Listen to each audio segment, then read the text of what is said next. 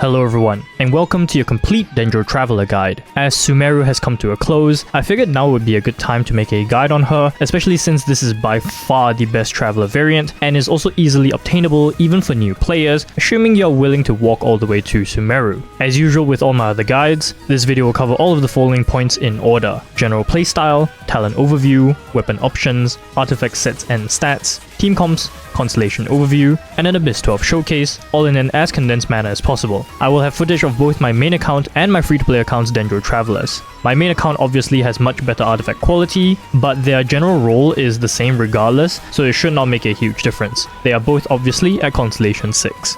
With all of that out of the way, let's get right into the guide.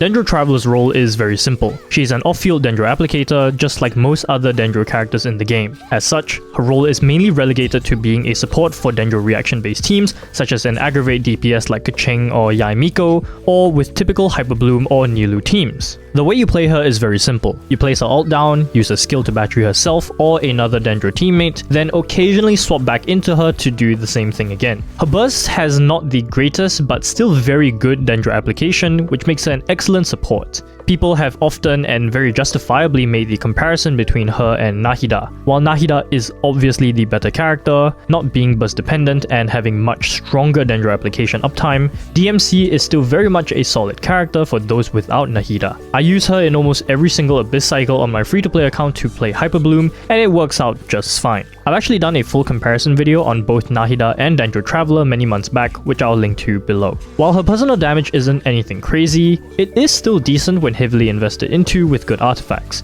Though due to her being burst dependent, you will want to first focus on her energy recharge for burst uptime. For the Nilou players out there, I personally do not recommend DMC as the solo Dendro character. It would be greatly beneficial to have someone else also applying Dendro in AoE scenarios while also generating more Dendro particles for both characters. When running another Dendro character, you can also have much more offensive stats for higher damage due to the lower ER requirements. This also applies for spread teams like with Alhaitham or Tignari, where DMC can act as both a battery and a deep wood applier.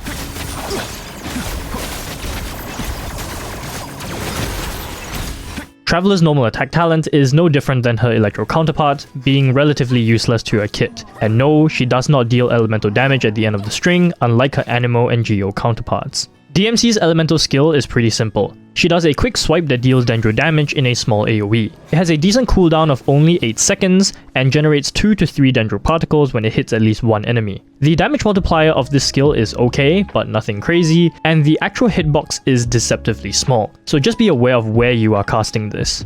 I also recommend casting this skill right before casting Traveler's Burst so that she can catch the particles right before swapping off. Alternatively, you can also use this to battery another Dendro character. With Alhaitham, he has a roughly 2-second window after casting his burst before he receives his 3 mirrors. In that time, you can swap to Traveler, cast the skill, then swap back into Alhaitham for him to catch the particles. I should mention that doing this is a little ping dependent, so if you play with over 100 ping, I really do not recommend you try to do this, as you might just miss your window and end up losing your 3 mirrors with Alhaitham anyways. But yeah, this is a very simple skill that isn't really anything too special. Finally, onto her Elemental Burst, which is the core part of her kit. Traveler will place down a Lotus that deals Dendro damage every 1.5 seconds to enemies within a set radius. This is standard ICD Dendro application, so it's not anything crazy, but due to Dendro's higher gauge ratio to Hydro, as well as Quicken being a persistent reaction, the standard ICD application generally won't hurt reactions except in very specific scenarios. The Lotus will stay on the field for 12 seconds at Constellation 0, which extends to 15 seconds at Constellation 2. The Lotus also has another quirk of being able to be affected by other elements. The effects are as listed here. If Hydro is applied, the AoE of the Lotus will more than double, which is particularly helpful against multi-target scenarios. If it comes in contact with Electro, the attack speed intervals will be brought down from every 1.5 seconds to every 0.9 seconds. This is better in single target scenarios. Lastly, if Pyro is applied on the Lotus will explode and deal Dendro damage. This reaction is by far the most useless of the bunch, as it effectively removes the Lotus from the field and you lose your Dendro application, but it does make for some occasional creative nuke setups. Just make sure in your rotations, if you do carry a Pyro character in the party, that you don't accidentally apply Pyro on the Lotus. The Lotus can only receive one of the buffs, which means that once you've already applied one of the 3 elements on it, the other 2 transformation types cannot occur anymore. For those with Electro and Hydro in the party, I'd say don't worry too much about your rotation and the Lotus transformation. In general, the impact that this makes is relatively small, so you shouldn't think too hard about it and just carry on with your typical rotations that are more comfortable to you. Out of the 3, I'd say Hydro is probably the best buff to get, especially if you have Traveler at Constellation 6, but yeah, it's not really overall that important. Keep in mind that the Lotus has to be physically affected with the element, so even if there is an enemy or even your own active character that has an element applied on them that runs into the Lotus, it will not transform until it actually comes in contact with an element. By the same nature, if you place the Lotus down on fire or in the rain, or if a Hilichurl holding a fire bat is running towards the Lotus, it can get affected and transform accordingly. This burst has a 20-second cooldown and should always be the highest priority to level. However, it does have a high energy cost of 80, which does drive her energy recharge requirements up by a lot. We'll talk about her energy recharge requirements later in the artifact section. Finally, for passive talents, her A1 provides the active character with an additional 60 elemental mastery when they are in the Lotus AoE, though it does have some ramp up time, especially at Constellation 0, taking 10 seconds to gain the full buff. Decent passive, but again, nothing crazy.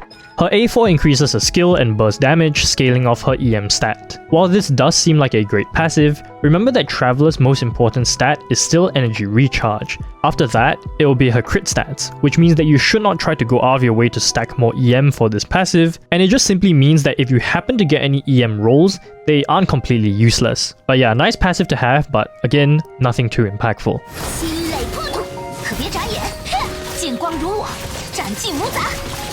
Now, for DMC's weapons, I'd first like to say that I generally do not recommend any options outside of the 4-star ones I'm about to mention. The simple reason is that Dendro Traveler's energy recharge requirements are really high, and so trying to hit her ER thresholds without an ER weapon is near impossible unless you sacrifice a lot of meaningful artifact stats. That said, in a few specific teams like in Nilou comps or others where you have Favonius users, then you can opt for the 5-star weapons I'm about to mention. As usual, I'll go over the weapons in order of star rarity, but I'll give a weapon ranking at the end for clarification. Starting with the 5 stars, we have the Primordial Jade Cutter and the Freedom Sworn. Like I mentioned, I don't recommend either of these weapons unless you also have another Dendro party member or Favonius users to lower Traveler's ER requirements. The Jade Cutter in particular is good because it offsets so much crit rate that you can focus on more energy recharge or elemental mastery substats in your artifacts, making it a decent option for something like Nilou Bloom teams. As for the Freedom Sworn, this weapon is really good for Traveler's personal damage and is also good as a team buffing option, but aside from that, it can be a little difficult to recommend for the majority of teams. If you have very good artifact quality and can balance your crit and ER well, then I can see this weapon being a good choice, especially in quicken support teams where the teammates can take advantage of this weapon buff. If you don't have good artifact stats, then I seriously cannot see you using this weapon. But that's pretty much it for the 5 stars. I know someone might ask about Skyward Blade, but that weapon is so inferior to the 4-star options that I'm about to mention that I would rather you just fed the Skyward Blade away as fodder. So on to our actually good options, we have the Sacrificial and the Favonius Swords. Personally, I prefer Favonius as it's a less selfish weapon and thus helps battery the entire team rather than only herself, but Sacrificial does lower her personal ER requirements by a significant portion and thus makes rotation slightly easier. Because both of these weapons help her reach her ER threshold so much easier, I genuinely do not recommend any other weapons other than these two except in very specific scenarios. The trade-off that you will have to make back in artifacts is just too great, so unless you absolutely do not have spares of these 2 weapons, just stick to them. I should also mention that I do not recommend you use Sacrificial unless it is at least at Refinement 3. Next up, we have the Sapwood Blade. This has less ER than the other 2, 30% at level 90, but it does have a team buffing passive and is also free to obtain and refine. The problem with this weapon is that its leaf mechanic absolutely sucks, and is often a greater DPS loss trying to play around. As such, I personally hate this weapon, and it still loses to Favonius in terms of overall support potential. I'd say that the energy particles are way more valuable than the slight EM and great annoyance that comes with playing this weapon, so I would still put this weapon behind the other 2 ER ones. And finally, if you do not have the previously mentioned 4-star weapons, then your placeholder weapon can be the Skyrider Sword. The weapon itself is obviously bad with a bad passive, but it has ER in its substat and is thus meaningful for those who are at lower investment levels. So yeah, honestly her weapons are very straightforward. Because she is both a support and burst hungry character, it's obvious that ER weapons are going to be more useful on her. I'd place Favonius first because it helps the whole team, but Sack can be a good option thanks to her C1 and lowering her ER even further, albeit it being a selfish weapon. The rest I genuinely just do not recommend for most people, but they are usable depending on the scenario. I'd say the 5-star options are usable in high energy generation teams, but that's about it.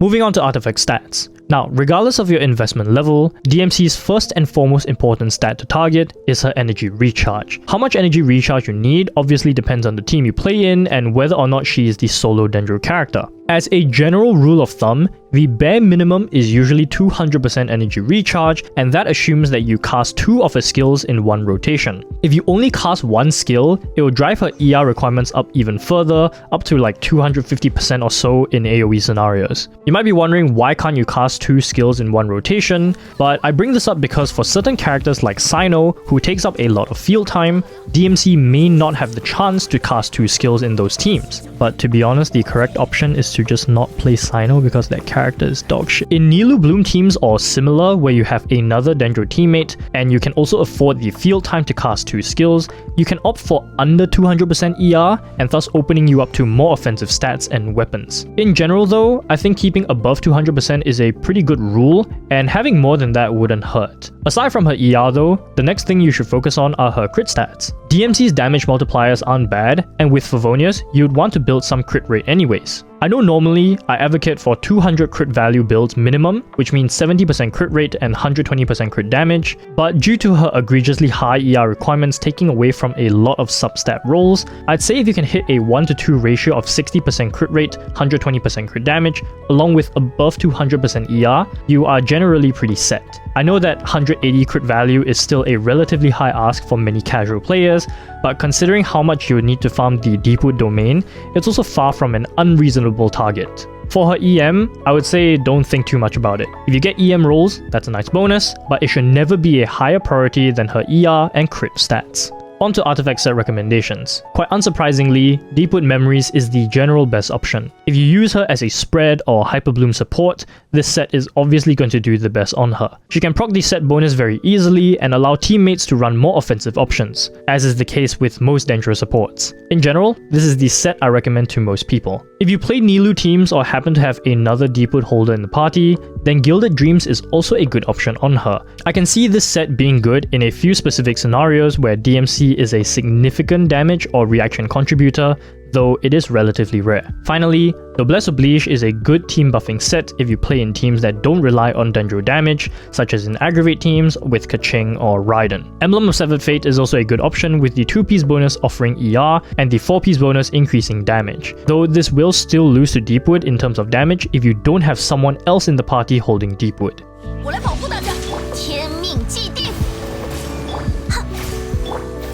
Being a Dendro support, I think DMC's teams are very obvious. Any teams that rely on Dendro reactions will greatly benefit from DMC. I'll first go over her Quicken-based teams and then discuss her Bloom-focused teams, which are more low investment and beginner friendly. For your Quicken-based teams, you obviously have either a Dendro or Electro main DPS, a sub DPS or support, and then one final flex slot that is usually a defensive option. For Aggravate DPSs, the sub DPS slot is usually either Fischl or Kazuha, and the final slot can be filled in by healers like Kuki Shinobu and Yao Yao, or shielders like Zhongli and Kirara. For spread-based DPSs, namely Alhaitham and Tignari, the last slot can remain the same, but the sub-DPS slot will almost always be an Electro sub-DPS like Raiden, Yaimiko, or Fischl. If you play Quick Bloom teams with either Alhaitham or Cyno, then this slot will be filled in by a Hydro character instead, namely Xingqiu or Yelan. Quick Bloom is generally the better team at lower investment levels due to Hyper Bloom being able to compensate for the lack of good artifacts,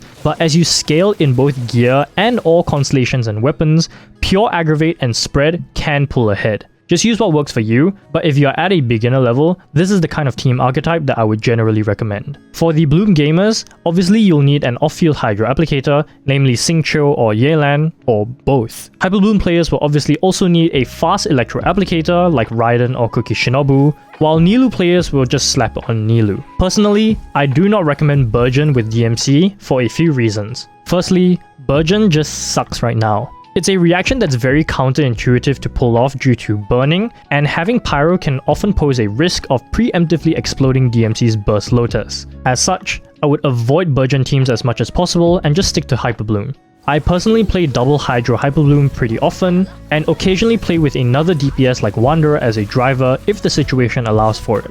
In this team, your characters can be relatively low investment in terms of artifact quality, though you will eventually want to build them up for better damage of course. Right now, the meta for low investment players is Hyper Bloom, and while DMC is obviously not as good as Nahida for that, she's still very much capable. She has very reliable off-field Dendro application with decent AoE, and that allows her to be slotted into many teams that need it.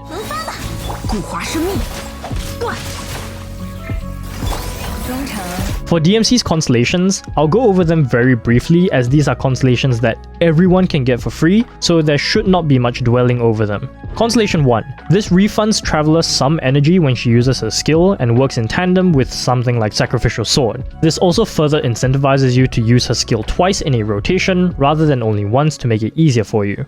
Constellation 2. This extends her Burst Lotus by 3 seconds, which guarantees you 1 extra application of Dendro. Very important constellation to have. Constellation 3 and Constellation 5 are typical talent upgrades to her skill and burst, so nothing important there.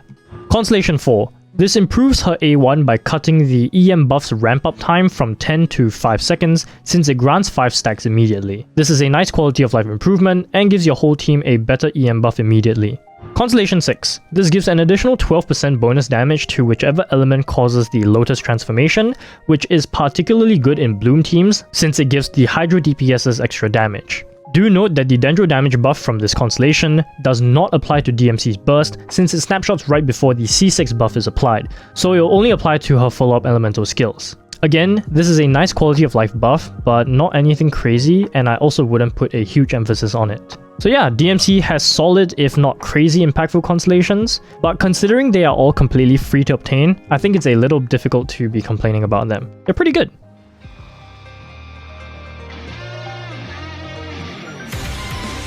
Finally, onto the Abyss Showcase. I'll be using both of my Dendro Travelers in the current 3.8 Abyss 12, supporting multiple teams including Alhaitham, Keqing, and Yelan.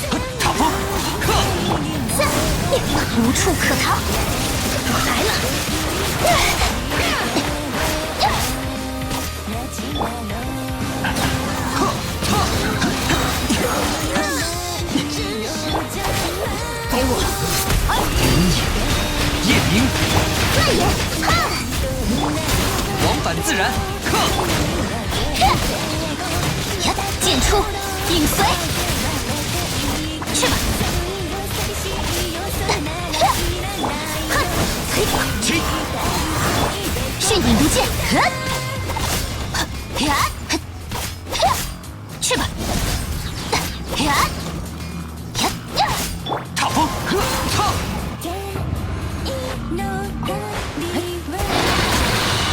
收。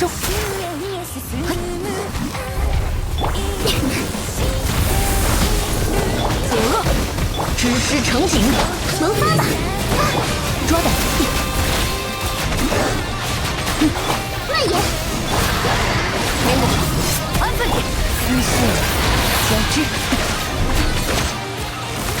一个险。哇！古花生命。算是肉，也很疼。中场收工。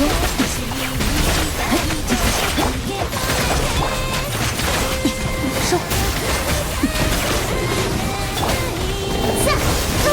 鸣草结环，彩雨流红，该行动了。也很疼。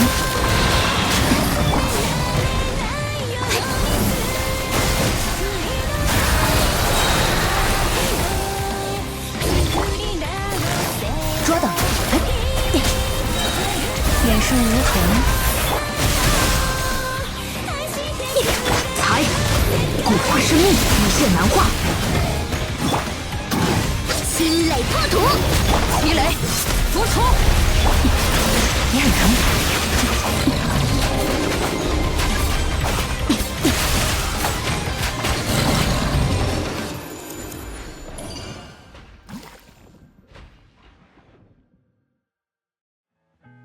Thanks for watching this Dendro Traveler guide. I hope this was useful, and I wish everyone the best of luck building DMC. Check out twitch.tv/DukC as well, where I often stream Genshin Impact. Thanks once again for watching, and I'll talk to you guys in the next one.